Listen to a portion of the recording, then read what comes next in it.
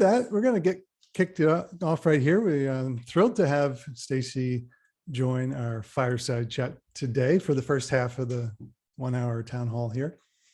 And we're going to talk about Stacey's new book, and it's super exciting and available on Amazon. I'll put a link there. You can buy copies for all your friends for Christmas, right?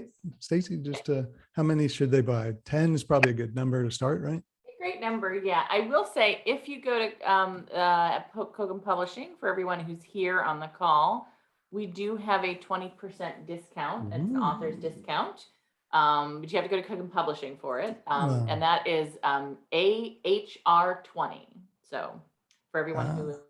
Yeah, feel free to put that in the chat. And if you don't have their link handy to the publisher, that maybe Kim or somebody can... my team member, Kim Fletcher, is online. Maybe she can throw the Kogan Publishing link in the chat when she gets a moment. Yep. Fantastic. Thanks, yeah. That'd be good. Yeah, Katrina's got the code already. Nice. Work it out. Unlimited copies available through that code, right? Not quite. Yeah.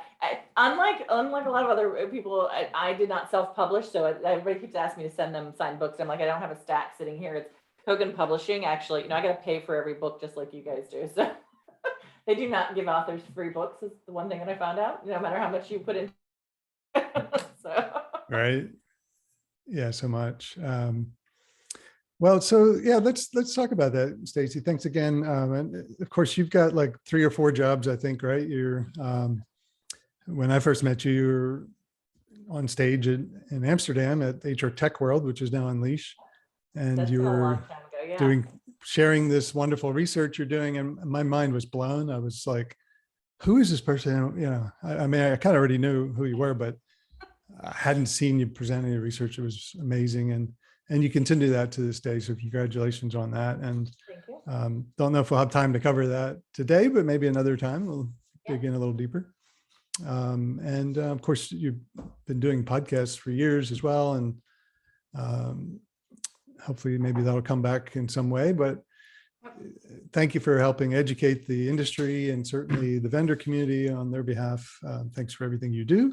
And the book itself, I think, is going to help. Well, let's talk about that. Who's the book written for, and why did you write it?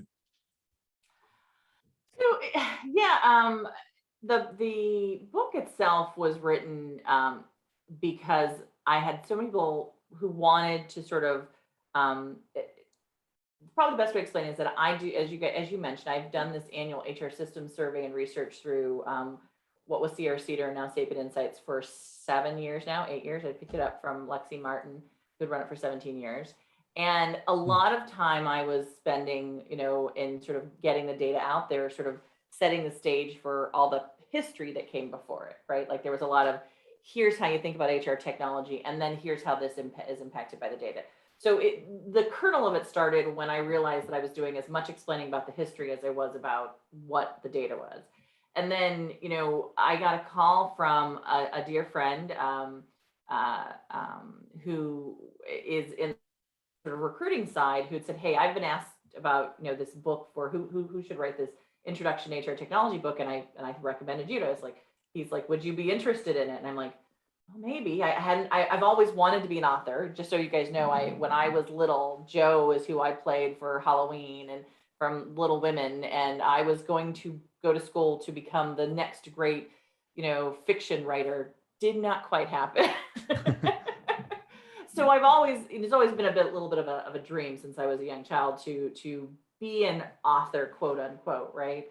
And so when he brought the idea to me and he said, "I really think you'd be good at this," I said, "Okay, well, let me talk to the publisher and see what it takes." Because I just didn't know anything about the publishing process. I'd had many friends who had done self-published material. I had done a lot of reports. As you guys know, I've been writing research reports for years. And Kogan Publishing it basically said, "Look, we'll walk you through the process. We'll have an editor the entire time. The goal is to get something that is usable by the broader business industry." And I really wanted to create something that would have helped someone like me when I entered the HR technology space. And they were very open to that, because originally they wanted to do this whole kind of recruiting and future of talent, which I think there's a lot of books out there around this right now. Yeah. I wanted to get back to basics and talk about what was really, the HR technology market and they loved it. So I pitched that idea to them.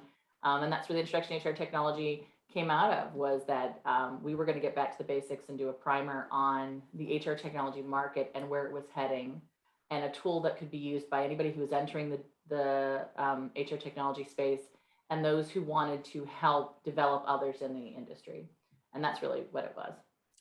So potentially as a teaching device as well, is what you're saying, help others? Yeah, the book has it has 12 chapters, and after every chapter is a series of exercises for self-development, as well as a series of case studies. And my dad was a high school teacher and a community college professor, so teaching is in my blood. Nice. And so I thought about it as, what would I want to learn if I was just getting started? So yeah, definitely a teaching tool. That's fabulous. And, there's, having been in this industry 30 years or more, crazy, but it feels like a lot of the learning that goes on is from people like you that are, from the vendor community, so to speak, in one aspect or another. But there's so much to know, right? And where do you start? And this sounds like a great way for somebody that is starting or has started, but wants to make sure they've kind of got a firm foundation. Is that a good kind of typical reader, maybe, or who you think would be best served by it? It's interesting. So when I sent it out for reviews for friends, I had several friends who were heads of HRIT, right, who reviewed it for me. And I had several people who were in the vendor community who reviewed it for me. I got some great reviews from people like Leon Levensaler and Lisa Sterling, who've been in the industry for ages, right? And, we also had, professors review it. And the thing that kept coming back is that I mix personal tales about my past and how HR technology impacted me as a human being with the sort of historical and the definition, like the historical aspect of HR technology and the definitions of HR technology. And what they found is that, to a T, every one of them said, boy, wish I had this when I started. Right. But then there was a lot of, I'm going to buy this and give it to everybody on my team, or I'm going to get this and share it with, my kids who are just entering the workspace and need to understand how the technology that they work with every day is impacting their lives, right? Mm-hmm. Thing, and I do think that it is a tool that can be used at different levels for different things, because I incorporated both personal stories, so you could sort of understand how it relates to you as an employee, or as an HR generalist, or as a CEO or a CHRO, if you haven't had a connection with the technology. But also, as an HR technologist, you could leverage the data. My friends who were in that space, who had been in the space for eons, to say, oh, this is great for me to help get my whole department on the same page as to what's the definition of our talent management environment, right? What's the tools we're using for time management, and what does that look like? So I think it depends on how you want to use it, how people are seeing it. No, that's some great use cases there. And most of the folks that come to our weekly town hall or collaboration zone events are on the vendor side, because we run industry events, not for the buyers directly. But they all want to know how educated is the buyer? How much do we have to teach them? Why do they keep asking for more demos? What is it they're trying to learn, right? And, I guess from the vendor side, though, what kind, Katrina put a chat about a great tool for somebody that's just entering the space, certainly even on the vendor side, if they're going to try to sell a solution to the market, they don't know the fundamentals of what's going on in the industry. Yeah, they're not going to be as successful, right? I mean, who do you think on the vendor side would be served well with this kind of? It says introductory, but for a lot of people, it's beyond that. Thankfully, there's a lot of good stuff in there. Yeah, I know, it's a great point, right? Like, if you're trying to, I will tell you the funniest thing about doing a book launch in the middle of COVID has been, you have to be even more self-promoting than you would if you were just like out pitching the book at events and stuff. So where you would be able to have people just come up and talk to you. So it's been a little sort of awkward for me to say, yes, go buy this book I wrote. But yes, I do think it is very valuable as a vendor at a couple of levels. The vendor, if you have end users like you had mentioned, or if you have possible candidates for your product, and maybe they understand their need in recruiting, but they don't understand why your application being connected to the performance management system is important. This will give them some sense of whether or not, the holistic tool or not is sort of important. It also gives a sense, because I talk about how people buy things, whether they buy them as point solutions or whether they buy them as a whole enterprise application, the value proposition on Right. both sides of that picture. So I walk them through some of those things. I walk them through things like, what's the difference between true cloud and multi-tenant? Because that word, is sort of used interchangeably. And what does that mean? I walk them through things of like, do you know how to get your data out of the, vendor once you've made a purchase? Like those kind of questions are things that some vendors can answer really well, but their customers aren't even educated enough to ask them, right? Right. And then Yeah. in some cases, it just gives them the language they could use with their potential clients. I do think that I a lot of times we also see that in the vendor community, you bring people into your organization like programmers, marketing professionals. You're bringing oftentimes CFOs and CIOs and people who are not from the HR industry, and yet they're a big part of making decisions in your organization on how you're going to communicate to the HR industry or how you're going to communicate to those people who are making big decisions. And so this is also another tool, I think, for them to give them, again, some language or some picture of the environment that they're sort of part of, right? So those are probably the two ways I hear that the vendors say they've leveraged it the most. That's great. Yeah, absolutely. And I found it interesting, some of the chapters you have on kind of like who owns the technology and, you know, the history of that. How do you think that would help the vendor community better position their products today? I mean, everybody wants to know what's coming up next year, right? But the reality is there's very few things that are new. And just knowing what's out there, people discover stuff and they're like, oh, wow, that must be new. It's like, no, it's been around 20 years, it's called ATS. Oh, really? So yeah, Yeah. I'm just wondering, does history repeat itself? And, how would that help the vendor community better go to market, really? Yeah, it's a good question. I get it, it's funny because I've done this research for CRC or now Sapient Insights Group for so long, right? We're getting ready to head into our 25th year, by the way, which makes me just feel like I'm like, that's a quarter of a century, right? Wow. Then Right. again, I think of my own age, and that just we don't even go down that road. But still, I think because the research I've done, I've been in the very lucky and I honored position, right, to see the HR technology space as it is, not as it's hyped to be. I think when you oftentimes, if you either sit in, I think the vendors, as much as they try, you still oftentimes sit in your little bubble, right? Because you're talking to customers who have a need for your Right. technology, or you're focused on the area that you're focused in. Um, and same thing with practitioners to some extent too. If they're been in an organization that's always on the cutting edge, or if they've been in an organization that's always 10 years behind, um, it's really easy to feel like you only know one piece. I've seen that our market is not nearly as mature as we sometimes like to feel it is, but I've also seen that there are a lot of amazing things done with existing technologies, um, that people oftentimes don't give credit to either, right? And True. so Yeah. I've had the we still know that there's at least, I think the numbers dropped a little bit. Our numbers this year were a little wonky because it's getting smaller, but we're thinking there's somewhere in the range of 25 to 30% of the market that still has at least one or two primary HR technologies in an on-premise environment. If you listen to everyone out in the market, you would think there's no on-premise left, right? But we know that it's there, right? From our data set. Right. And so understanding the environments that people are working in, which I give a good picture of in this, that it's not all on one end or the other, I think is really, really valuable. And I think that kind of honest look at the market that we're in um, is a big part of what a book like this does. But I also think it's a big part of we as what the community needs to probably talk more about, because if I need to, if I know my space and I know what's really important about my particular technology area, I might be able to answer one or two questions, but you'd be amazed by how often I overlook what I could be doing with my technology because I just don't know enough about what else is out there that or people are using or doing other things with, right?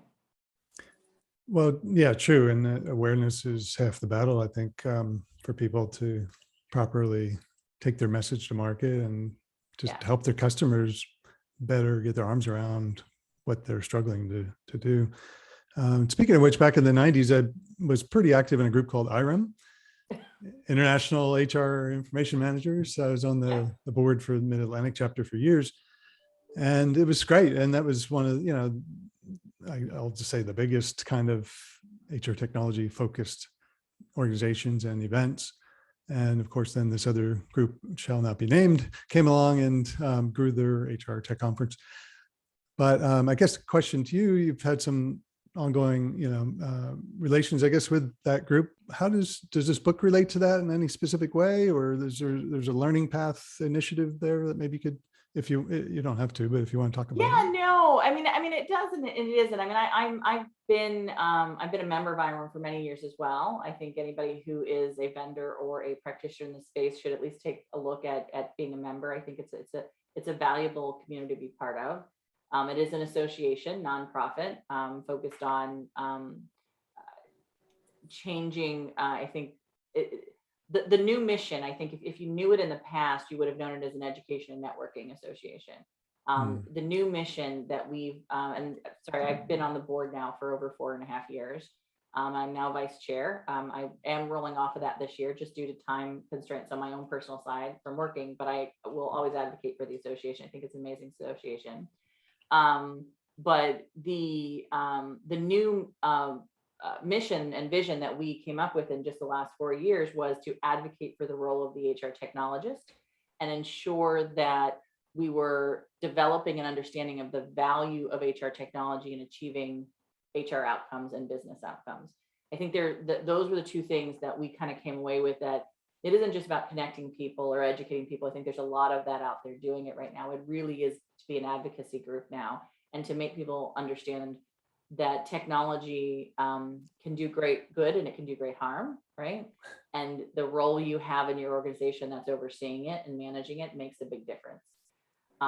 And so we really have put a lot of investment. The pillars of the organization are still education, as well as advocacy, as well as community. But fundamentally, the mission has changed a little bit. And then, so this book came out of some of the work with them. They have a certification for their end users. They have an introduction to HR technology, different session, but they take some of the material from this book for that session, I believe. So I think, there's a lot of connections to the fact that I was on IREM and I saw the need for this right. environment as part of it. Yeah. That's great. Yeah, and that's a great mission, and I'm glad to see them pivot with the time, so to speak. Yeah. And yeah, I agree. If anybody on the call or listening to this recording hasn't checked out IREM, it's ihrim.org, I believe, right? Yeah. .org, yes, www.ihrim.org. I think we're doing selections for new board members right now. I'm in the middle of interviewing people, amazing people. It's a great way to connect, I think. But it's also, I think in our industry as a whole, one of the things that I was so excited about when I wrote the book was, I think early on in the space of SaaS, right, which and cloud technologies, there was this feeling like the HR technologist role, the person who oversaw technology, was going to sort of dissolve a little bit. Like you're going to go back to, you have an IT group and you have an HR group, and the functional HR is going to be able to handle everything, right? And the IT group is going to do what they need to do to get it loaded and updated and secure, but you don't need an HR IT professional. What our data and the research has shown, what in my research and doing the book and working with IREM, is that actually has been the opposite. We've seen the role of the HR technologist increase in strategic responsibility. We've seen more and more organizations need that in-between role because there is a desire to have a much more strategic approach to how we do systems in the HR space. And I do think there is a necessity that every HR professional should understand their HR technology.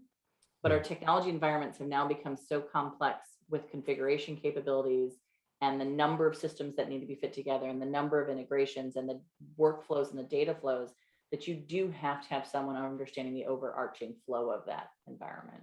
So it's been interesting to watch that shift. Oh, super interesting. And I know when you presented your research recently on a webinar, one of the charts showed how the practitioner, not the HR IT person, but the practitioner's involvement, I think it was a data security and configuration or something like that, has gone way down. And I was like, thank goodness, finally, right? And if you said it during the webinar, I missed it, but who's picking it up then? You're saying that's kind of that middle IT role that's kind of bridging that gap, or? Yeah, our data is showing that a little bit more is going back to IT. So you are going to see IT, which again, for all your vendors, I think, especially if you're a specialty vendor or a small vendor, right? Oftentimes I think you went directly to HR to sell or to pitch oftentimes. You might have to pick up a little bit more knowledge on understanding the IT department, because I think the IT department's been embedded in these decisions, vendor management as well. But really what we saw is that if you had an HR technologist role, that picked up most of the work, right? And so I do think that, and we're seeing smaller and smaller and earlier organizations add HR technology roles. So previously you wouldn't really get that role until you were somewhere in the range of like 5,000 employees or so. And we're now seeing it being added in the range of like 1,000 employees. So. And just, I'm not sure if this covers in the book, but resources that people want to go beyond the book. I mean, are you writing if this is a 101 college level, you're writing a 201, are you thinking about it? You're ready to get back to the writing business, or? I'm not sure my business partners would appreciate that right yet. Just Right. starting out with a new company. But yes, I mean, I think, I definitely, the bug was I got bit by the bug, right? I always envisioned being an author. It was much harder than I thought. So anybody who's getting ready to start writing a book, make sure you have a good editor and you have someone who's sort of pushing you. That was the really most important thing, was someone who kept sort of saying like, give me something next week, give me something next week. That was absolutely necessary for me to get this done. And then the other part of it was was understanding that I knew more than I thought I knew. I think everybody who's in I've been in this industry a long time. As an analyst, you tend to have a lot of places where you get to talk, but you're always worried, like when you put it down in a book, that's really like making it sacrosanct. It's like, that means it can't be wrong at any level. Like, I can't say, well, let me check my numbers and I'll get back to you. Right. Right. So I was a little, like, oh my gosh. And my editor was great at saying, this is good. This, it's okay to say there are some questions that are unanswered in a book. Right. And I think that's going to give me the impetus for probably, yes, eventually I would say, give me another year or two, I'll be back on writing. In the back of the book, I basically have a whole list of, and beyond this, here's other things you should research, right? So change management and implementation processes. And I had a whole thing about, relationships with vendors and how to manage that. And then, and I sent them to associations like IRM and CIPD and even SHRM, I think, has some elements that are valuable for anybody trying to understand this. There's Even no SHRM? education. Is that what you said? All right. Yeah. Just want to make sure I heard that. Yeah, I know. Yeah. So yeah, I do try and do that at the end of the book, but and I do think the vendors play a big part in this education. I mean, that is, you guys are all out here. Remember that every time you put something out in front, I know it's really it's a balance you have to do between sort of presenting your application or your software or your tool or your services and educating. But no good deed goes unnoticed. The more you give is the more you get back in this market. I truly believe, and that's why we've tried to give as much as we can to the market through the research that we do on a regular basis. And so to really think about what can you give back is and I think you get so much more in return. Yeah, great words of advice. And yeah, you're right. You need to give. And that's part of our mission at HR Tech Alliance, is to help bring the community together so they can collaborate, because the customer, ask them most of them don't even know what's in their HR tech stack, let alone how it works together, which is talking to which. and until something breaks, and then they want to know why isn't it working, right? Very much so. Yeah, we Yeah. did get a question off the side. I'm just reading Yep. some of the notes. I know Seema asked a question. It's nice, Seema, very nice to see you. We haven't talked in a while. She was asking about the chief revenue officer playing a role more and more in the HR tech buying decision. Is that a trend? Yeah, I mean, definitely for the larger organizations and for the mid-market organizations who are, I think that's along the same lines of that vendor management conversation. We are seeing a lot more focus on, I've got a lot of applications now. I need to manage this a little bit more carefully. Not from the sense of I want to get down to a single application. That conversation's done and gone. But I do think people are trying to, the businesses are trying to sort of just understand their landscape a lot better. And that's where I see the chief revenue officer coming in, is trying to be that arm, especially mid-market organizations where they're trying to understand that landscape more. And chief revenue officers in larger organizations might be there, or at least someone representing them from that vendor management side of the community. So yeah, great question, Seema. Yeah, and there's another question there. Adriana asked about the niche technology players, and there's so many of them nowadays. Do you talk about that in the book, and how HR IT professionals should be sorting out what's out there and what's real, what isn't, that kind of thing? We do talk about in the book, and I make a note about how many different new products or new vendors come out each year. If you're following some of the research done by George LaRoque, or if you're looking at some of the stuff in the market, Jason Corsell, great sort of assessment of this too, like how much investment is going into this market every year. I have a little bit of that in the book. And I do also put into the book, some of the things you should watch for when you're talking to these emerging technology vendors and the niche players. What are their roadmaps, financial, fiscal viability, but also understanding that in taking a risk, you're getting an opportunity to do something new and incredible. So I walk through some of those things in the book. What I probably do a better job of in the research, in the annual HR system survey research that we'll talk about maybe at another point in time, is I do a better job of sort of sharing the landscape, like what percentage of the market is, sort of owned by a niche players versus the enterprise players, right? And that, because I think that's you really need to be savvy, a little bit more savvy, to understand that just because a lot of organizations are using an enterprise platform, that doesn't mean that's the direction you have to go. In the introduction, book, I really just kind of lay out the pros and cons on all those sides.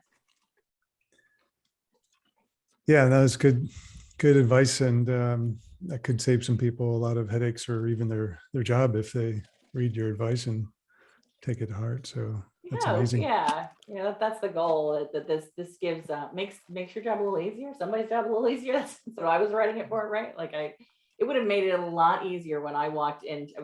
So just to make you guys all laugh. So when I first came into the HR technology sort of landscape market, right, I was coming from a big practitioner shop, and I had used a lot of vendors like SAP and Cornerstone. Cornerstone wasn't even around at the time, but what was CyberU at that time? We used a lot of different vendors and been aware of it, but none of the places I'd worked at were PeopleSoft vendor, companies. And so I walk into doing research in the space, or doing consulting actually in the space, when I was at Burst for the first 2 years there. And everyone kept talking about all these people who had worked for PeopleSoft and all this like legacy stuff, right, that was coming out of it. And I'm like, I have no clue who PeopleSoft is. And I was scared to death to ask about who they were. Wow. Right. And I had no clue who any of that was. And not that, there's a lot of opportunities now for legacy systems to sort of expand out into bigger pictures, but it was just that fear of looking like I didn't know what I was talking about, because I didn't know this historical perspective. That was sort of the thing I was thinking about when I was writing the history section of this book. Very nice. We got a question from Lloyd here. Wants to know if any particular HR tech can be strategic to a customer's business and the core value proposition that they have, or is it more of a give you this snack under the hood type of solution to help them run their business? How strategic is most HRT out there, or HR tech? Yeah, it's an interesting question. When we sort of do the research for quite some time, we run value propositions, and there's actually statistical analysis you can do to kind of see how things tie. We do financial metrics, right, to to either higher profits or lower profits or higher, business, return on equity, some of the numbers that the financial analysts look at. And for many, many years, up to about probably 7 years, 5 years ago or so, there was a clear sort of tie to more HR technology led to just higher sort of outcomes, right? And then we started to see this drop off, and it was a pretty dramatic, okay, not really. What we found is that at a certain point, like anything else, there's a diminishing return model, right? Like you invest in too much. And with anything else, also too, there was a point at which it wasn't really a matter of you having HR technology at any level gave you better outcomes. Initially, from a pure financial perspective, we saw that just not having it meant that you were more likely to have lower outcomes, but having it didn't mean you had higher outcomes, right? Like it was kind of this issue of once at a certain point you're behind the 8 ball, you're just behind the game, and where you're at is that you just need it to basically stay where the Joneses are at, right? Like to just be where everybody else is doing. What we started to see is that there was a difference in the type of technology you had towards what we would consider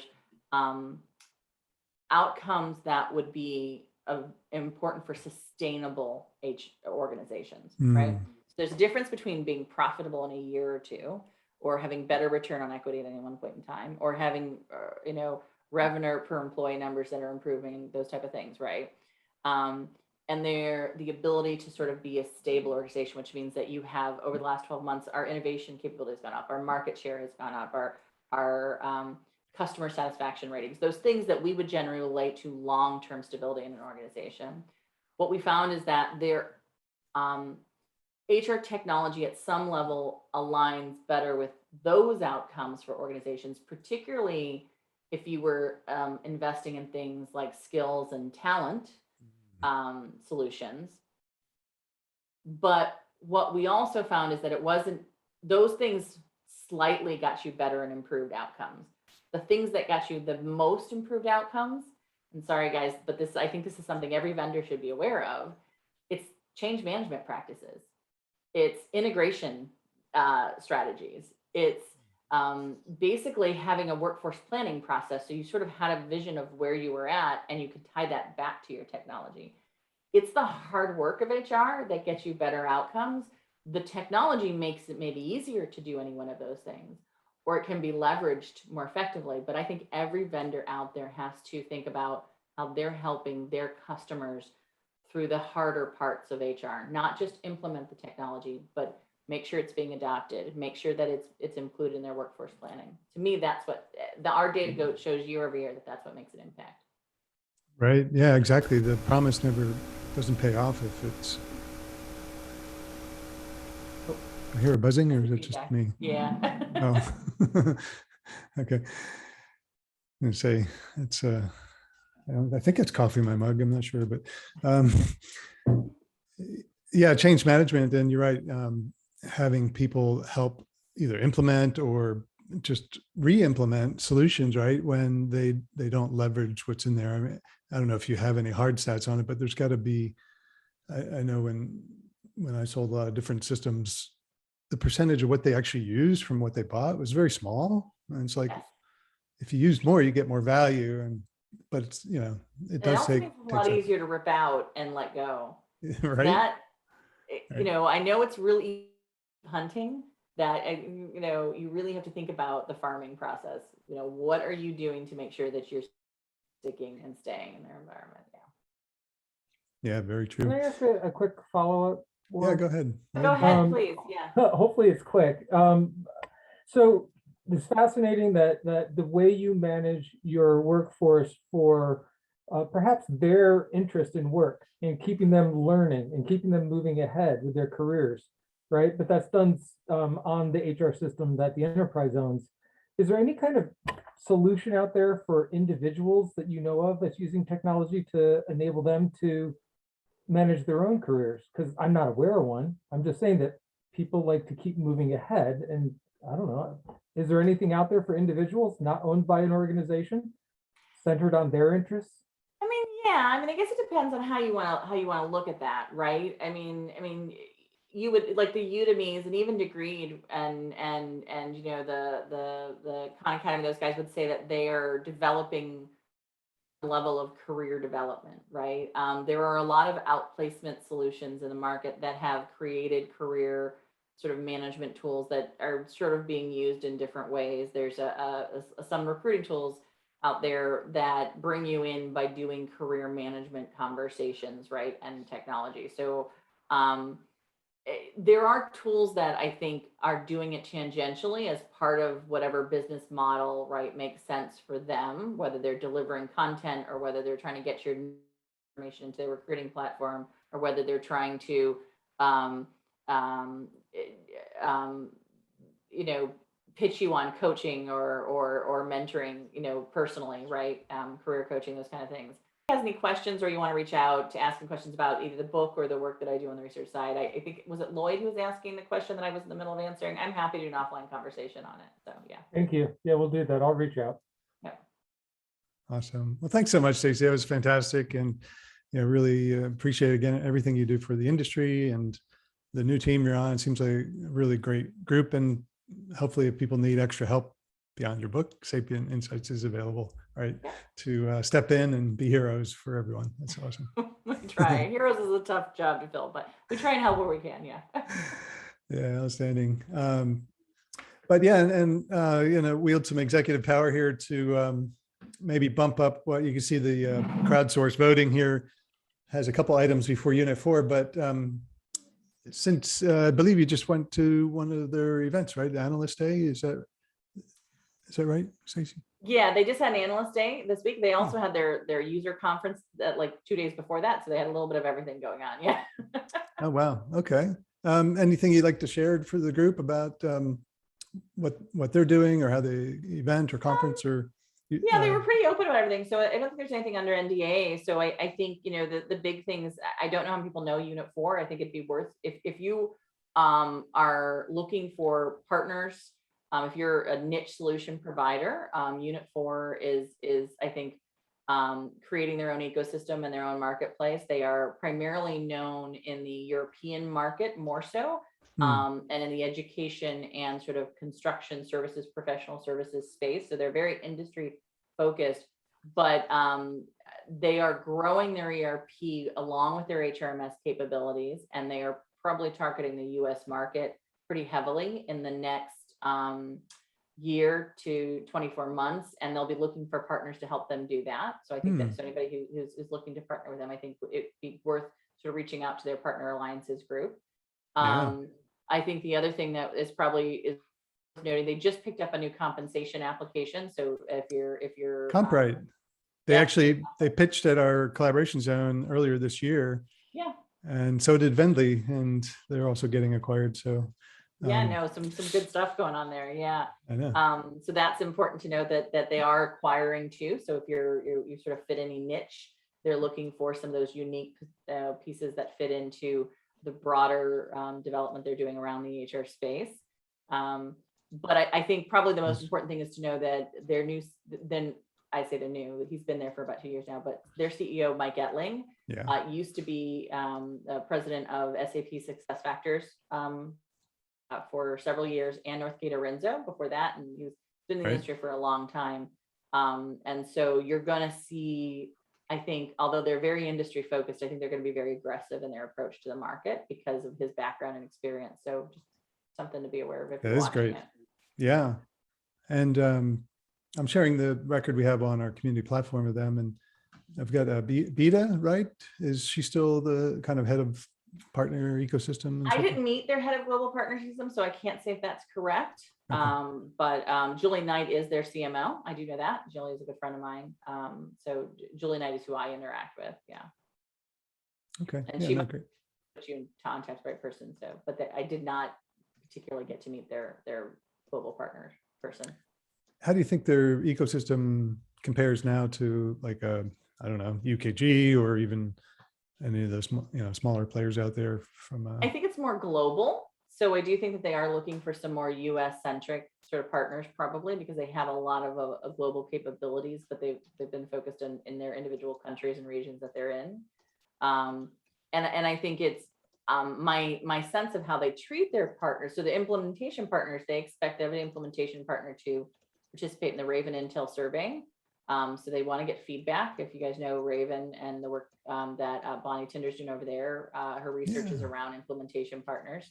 She was on the call earlier, but I see looks like she dropped off. Oh, did she? Well, tell her I mentioned her. You got it. Yeah. Yeah.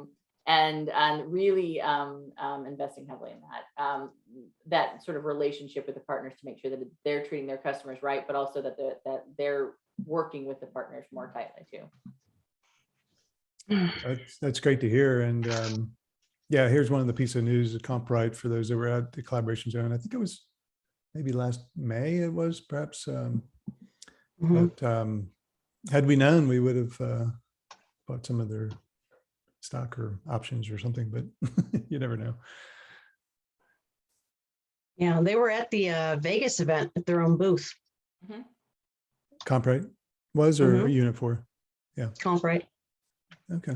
Huh. Nice. Well,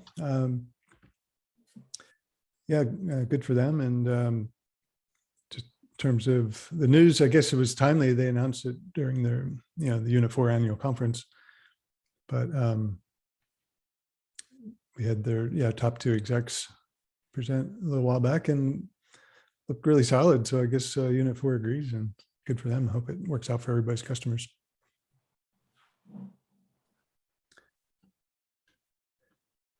So other news was upvoted here. We've got iCIMS and Mercado. We've got about 10, 12 minutes left here. Anybody want to give a verbal shout, because they're tied for first place here?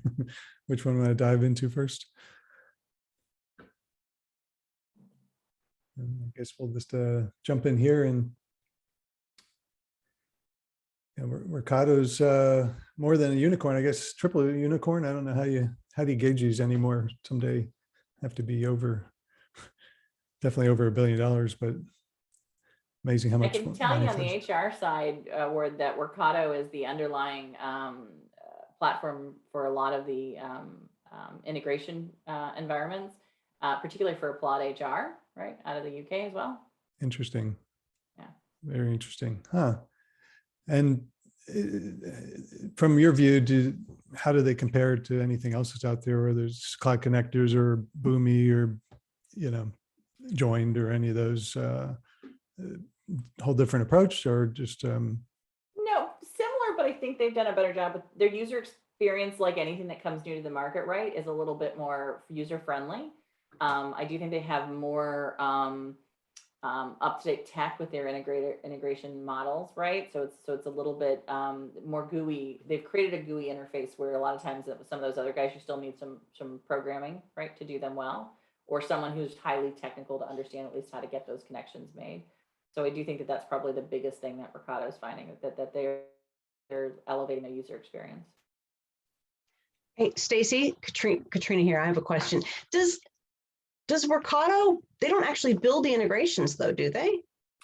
No, they're more of a the connector tool for it. So you still have to, I think, you still have to have open APIs. You still have to have all those things built in for them to do that, right? They're just sort of the GUI interface over top of it. Okay, all right, thanks. So is it like a WalkMe for user experience, but more of the GUI for the integrations? Is that what you're? Yeah, for the connectors, right? So as long as you've got the open APIs, and again, I'm not an integration expert, so I don't want to sort of put myself out as that, but Mercado is the tool you would overlay, right? And then you would use those APIs. It's just that when you're doing something, oftentimes with like a MuleSoft or some of the other guys, right, you still have to do a bit of your own programming in the middle to get those things connected, right? Mercado's a little bit better GUI to make those connections work. Interesting. Seema or somebody who's a little bit more, and I won't call on Seema, but I know her team probably has a much better understanding of the integration side of that. Yeah, no, absolutely. And Seema, is it like a overlay. cycler? Seema, would you say that Mercado is like a cycler that is more HR centric? Is that accurate? If you ask me, Mercado wasn't necessarily HR centric. It's a platform that allows you to automate workflows. So you can create lots of workflows for creating integration also. So it's not like Cycler. It's probably obviously a little more advanced and in many domains. So Workato can be used in any domain, if you ask me. It doesn't have to be HR. It's just Okay. that they have HR connectors already built, just like any other company, just like Cycler. The Mhm. only thing is I feel that they're definitely taking a really good step towards their partner program. They're very serious about it. They're marketing really well, Mhm. and their platform is definitely very easy to use. And also, it's a little pricier than any of the platforms though. Yeah. If you have large enterprises, then Mhm. I think it will be more suitable, I would say. But for mid-size and small size, from what I see, for startups also, they have a little high-end, I think, offering compared to some of the other ones, other Okay, but workflow so- automation platforms. so it's easy for developers to use. Sorry? It's easy for developers to use. It's easy for developers to use, yes, definitely. Okay. All right. But many of them claim that though. And developers are Right. normally curious and, they can figure things out pretty easily. But Okay. overall, I would say from a partner program perspective, what I see is Right. many are following Workato style of partnering, which is great for Mhm. ecosystem. But they're a fast growing company. I think their investments is put in the right place, probably. That's what All I right. So I see in Thanks, the, Seema. yeah, thank you, everybody. That's awesome. In the press release here, they mentioned like 500,000 community member or recipes were created. It almost sounds like Zapier or something to that level. They call it, GitHub for automation operations. Mhm. It's definitely kind of interesting, definitely an interesting approach, and looks like it's paying off. Well, let's hop into the other piece of news here that popped up to the top. Thanks everybody for voting. iCIMS, of course, one of the big players and long-term players in the talent acquisition side, launched an enhanced partner program. And I didn't get a chance to digest it completely or talk to anybody there, but what kind of popped out at me is probably new for them. Maybe, I don't know if Stacey or anybody else on the call knows, they mentioning resellers and others. It sounds like external implementation partners. So anybody familiar? I mean, is that what they're saying here, or is that new, or is it they're just kind of making it more visible out there? No, they've generally done mostly implementation internally. I will say that. So this might, I think this is an expansion of them preparing for their possibility of a public IPO that they've been preparing for, right? So I mean, one of that is to expand their capability. And to be completely honest, and you guys saw this at Cornerstone, I think any of you in the market, right? When you start to look at going public, your valuations on any services you're offering inside your company are a lot lower than on your tech stack. And so Right. a lot of organizations tend to want to try and to sort of offload their services. And we saw that happen in multiple, IPOs and acquisition.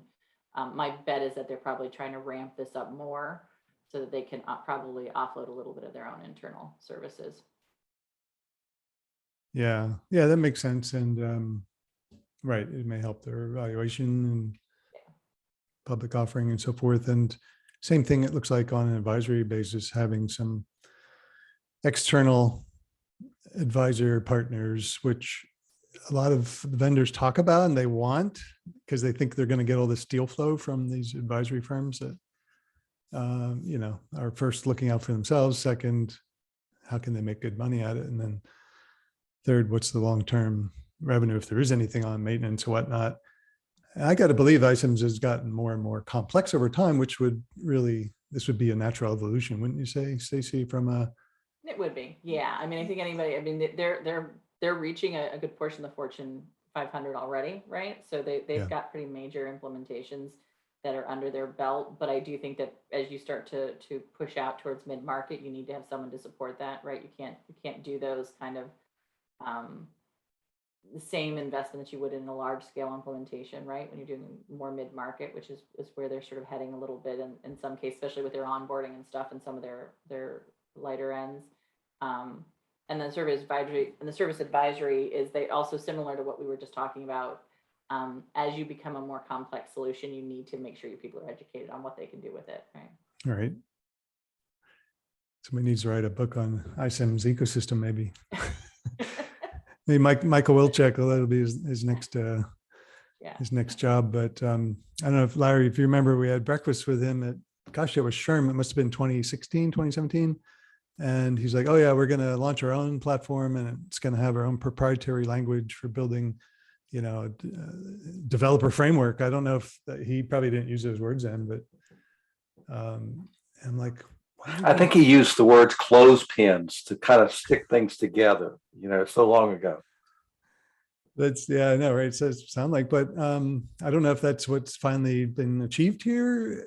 If it's remember, well, I was going to ask Stacey if you remember People Tools, but that was the PeopleSoft world of kind of customizing things. But a lot of all of those are they're building their platforms as a service, right? So the idea is that again, I think our developers on the call would probably be able to explain even better than I could, but the idea is that you extend your platform out and you create a toolkit for easy GUI connections, right? So that other people can build on top of your platform. Most of this is a workflow. Is they're like, okay, you want to put an extended form, or you want to do an integration that we're not going to build. You're going to build it, right? But you're a partner who wants to sell that integration, right? Like that's the kind of things that generally come out of this, right? But as it expands, Cornerstone now has people building technology on top of their platform, right? You definitely have it on the Workday environment and the Oracle environments and the SAP environments now. So yeah, it's definitely the Salesforce force.com model concept, right? But yeah. I think these are early day ones. That just a toolkit like this just basically means that it's much easier to do integration. Yeah.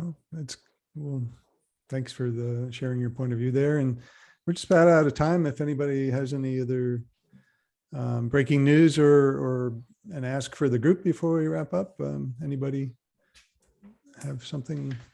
I'll step in because I usually do. I'm traveling to Los Angeles for Thanksgiving, and I have Tuesday and Wednesday open. So if anybody has suggestions about who I should meet with that is there, I'm in the middle of Oregon for those who don't know. So I think ZipRecruiter's from there, right? I think they're from the LA area. Yeah, I was down in LA actually last month and met with the former product head there, who, it was really fascinating to get his inside scoop now that he's left and can speak more openly. Where'd he go? He went to, I know him through my standards work with the T3 Innovation Network. He's doing Smart Resume. Interesting. So, trying to standardize the expression of content on a resume. So that's interesting. But anyway, I don't want to dominate the few minutes we have left. Anyone can send me a message about who I should meet with, because I got some time and I'd love to, meet some people for coffee or a beer or whatever.